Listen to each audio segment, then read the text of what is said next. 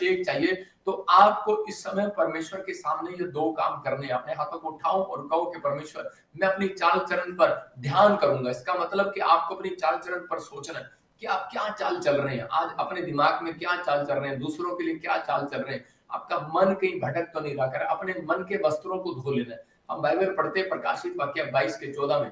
देखो यहाँ पर क्या लिखा, स्क्रीन पर देखते हो तो क्लियर लिखा वहां पर, कह रहा धन्य वे जो अपने मन के वस्त्र को धो लेते हैं। इसका मतलब कह रहा है जो अपने मन के वस्त्र को धो लेते हैं, स्वर्ग राज्य उनका है जो अपने मन के वस्त्र को धो लेते हैं।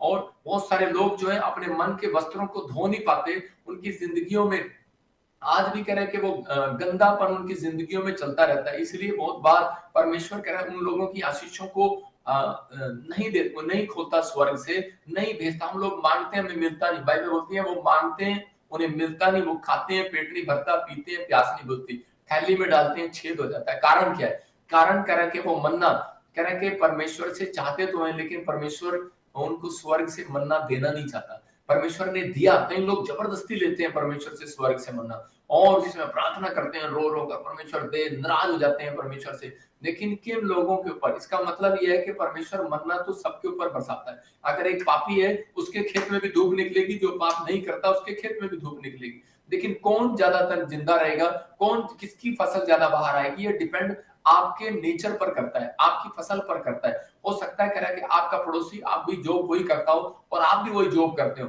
लेकिन उसके घर में ज्यादा ज्यादा पैसा हो, उसके घर में ज्यादा शांति हो। रीजन क्या है? कह रहा है क्योंकि वो आपके चाल चलन पर, आपके स्वभाव पर, आपके नेचर पर डिपेंड करता है कि आप किस प्रकार से अपने जीवन को चला रहे हैं। अगर आप अपनी लाइफ को, अपनी स्पिरिचुअल लाइफ को अगर आप परमेश्वर को दे रहे हैं, कह रहा है कि आप अपना मन परमेश्वर को दे रहे हैं, आपने अपने जीवन में सोच लिया कि परमेश्वर मैं तेरे पीछे चलूंगा और अपने चाल चरण पर सोचूंगा कि मैं पवित्र आत्मा तेरी आज्ञाओं का पालन करूंगा, तो परमेश्वर मन्ना गिराएगा। हम देखते हैं कि जब इजरायली लोग भूखे थे 3 दिन से, जब उनको खाना नहीं मिला, तो वो मूसा से बोल रहे थे कि प्रार्थना कर अपने परमेश्वर से कि हमें वो मन्ना गिराए। तो उसी समय परमेश्वर हमें रोटी दे, मतलब उसी समय परमेश्वर ने उनके लिए स्वर्ग से मन्ना गिराया उस समय में। और उन लोगों में से बहुत सारे लोगों को ये बताया गया था कि मन्ना तो गिरेगा, स्वर्ग से वो रोटी गिरेगी, लेकिन उतनी लेना जितनी करे तेरे परिवार में मेंबर हो, और उतनी लेना जितनी तेरे पेट में जगह हो। मतलब कि तू ज्यादा लेगा तो वो बेकार हो जाएगी। बहुत सारे लोगों ने उतनी लिया, लेकिन कई लोग उसके अंदर लालची थे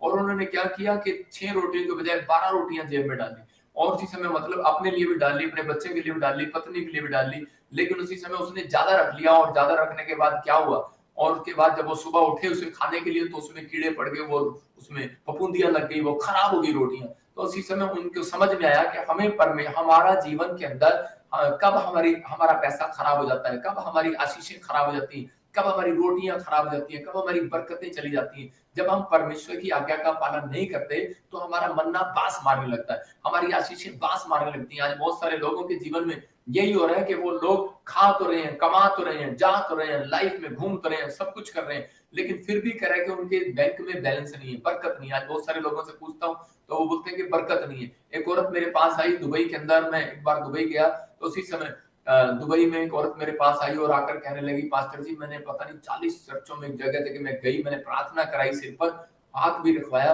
और ऑयल भी लगाया, मैंने दशमांश भी दिया, भेंट भी दिया, लेकिन पता नहीं मेरे को चंगाई का मन्ना क्यों नहीं मिला। मतलब कि आज बहुत सारे लोग जो हैं वो पास्टरों पर दोष लगा रहे हैं। मैं उन लोगों के लिए बता रहा हूँ कि दोष नहीं लगाना, कह रहा है कि आपने अपने अंदर की स्पिरिचुअल लाइफ को, कह रहा है कि आपने तैयार करना है, अपने आप को तैयार करना है कि परमेश्वर तू मेरी जिंदगी में काम करेगा।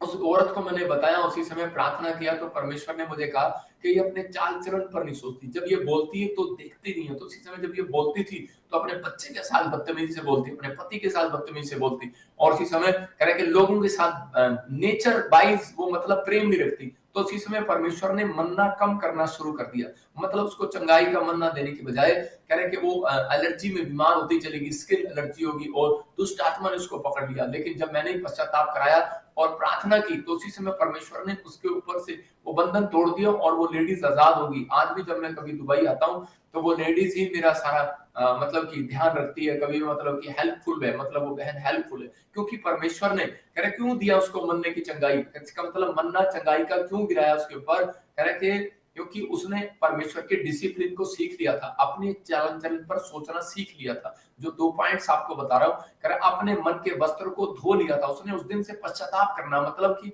अपने चरित्र को साफ करना सीख लिया।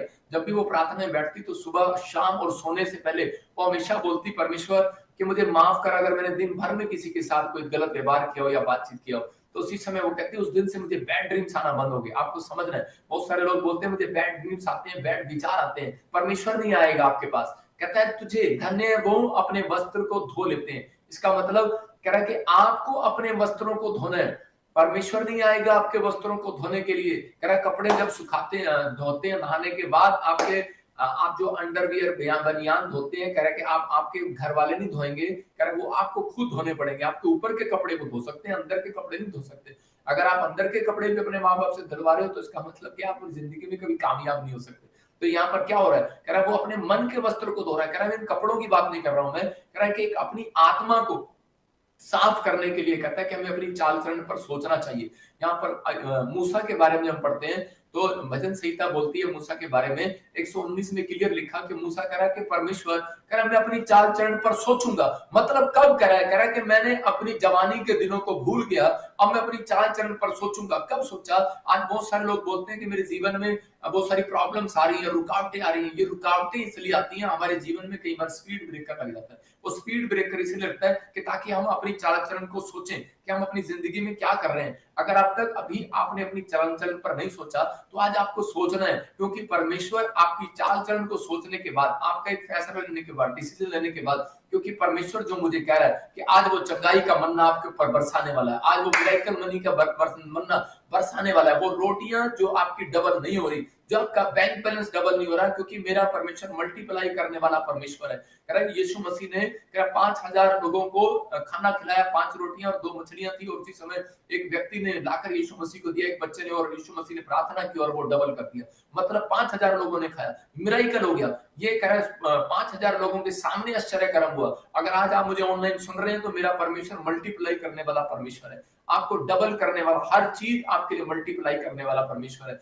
लेकिन आपको बिलीव करना है कि परमेश्वर मेरी जिंदगी में काम करेगा या नहीं करेगा, लेकिन कब करेगा? अपनी चाल चलन पर जब आप सोचोगे और कह के अपने मन के वस्त्रों को धो लोगे। इसका मतलब अपने कैरेक्टर को, अपने चरित्र को साफ कर लोगे। जितना आप कैरेक्टर पर ध्यान दोगे, अपने चरित्र पर ध्यान दोगे, तो उसी समय परमेश्वर आपकी जिंदगी में काम करना स्टार्ट कर देगा। बहुत सारे लोग बोलते हैं कि पता नहीं परमेश्वर मुझे स्वर्ग बुलाएगा नहीं बुलाएगा, मुझे आशीष देगा नहीं देगा। सच बात है, जब आप कह रहा है अगर नेगेटिव थॉट्स रखते हैं तो इन चीजों के लिए आपको ध्यान रखना है कि आपको अपनी चाल चलन पर सोचना है कि आप नेगेटिव सोचते हैं, ज्यादा नेगेटिव रहते हैं आप। परमेश्वर चाहता है, कह रहा है कि जब तक ये अपने मन के वस्त्र नहीं धोएंगे तब तक कह रहा है कि मैं इनको अपने भोज में नहीं बुलाऊंगा। भोज का मतलब कि परमेश्वर के राज्य में जो भोज होता है, परमेश्वर जो स्वर्ग राज्य में बुलाएगा। एक दिन इंसान को मरना इस धरती के ऊपर और चले जाना है। कोई ऐसा नहीं है कि 100 साल या 90 साल के बाद मरता नहीं है, मर जाते हैं लोग, लेकिन मरने के बाद कहां जाते हैं किसी को मालूम नहीं है। लेकिन परमेश्वर चाहता है, ऐसे लोगों से बातचीत कर रहा है, कह रहा है कि आज आपको अपने अगर नया मन्ना लेना है, आज आपको चंगाई का मन्ना, बरकत का मन्ना लेना है, लंबी आयु का मन्ना लेना है, तो आज एक नया मन्ना आपके ऊपर बरसेगा। आप हैरान हो जाएंगे। लेकिन आपको ये 2 पॉइंट्स अपने अंदर पैदा करने के परमेश्वर में आज से अपने गंदे पुराने स्वभाव को, चाल चलन को, गंदी सोच को, गंदे विचार, अपने पुराने रीति रिवाज, पुराने स्वभाव को मैं अब छोड़ दूंगा यीशु मसीह के नाम में। अगर आप फैसला ले रहे हैं, मैं ऐसे लोगों के लिए ब्लेसिंग को खोलता हूं यीशु मसीह के नाम में।